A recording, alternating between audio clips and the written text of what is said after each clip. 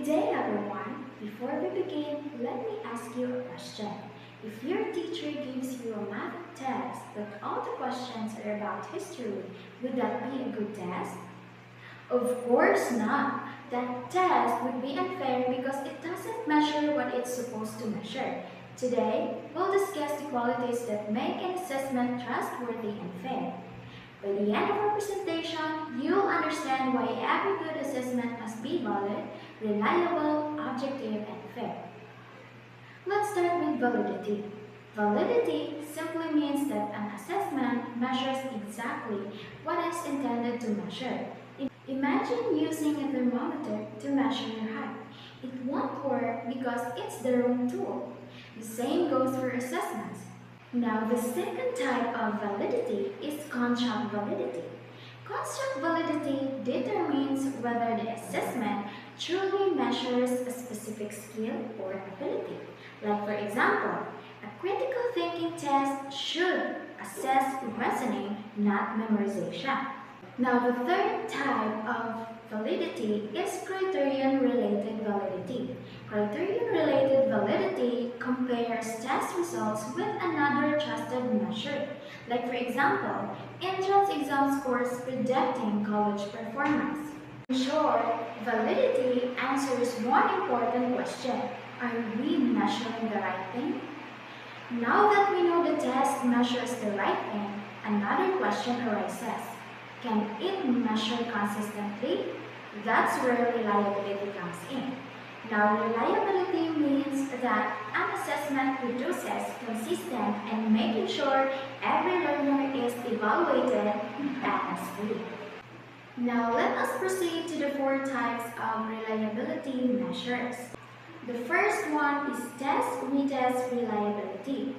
The students take the same test twice. The second one is parallel forms reliability.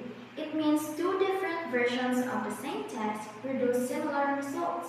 The third one is internal consistency. It means it measures whether all questions in the test assess the same concept. And the last one is inter-rater reliability. It means different teachers score the same work similarly. Remember this simple phrase, class. Validity is about accuracy and reliability is about consistency. A good assessment must also be objective and fair. Objectivity means that personal opinions or biases do not affect the scores. Like for example, multiple choice tests are usually more objective because answers are either correct or incorrect. Now let us proceed to fairness.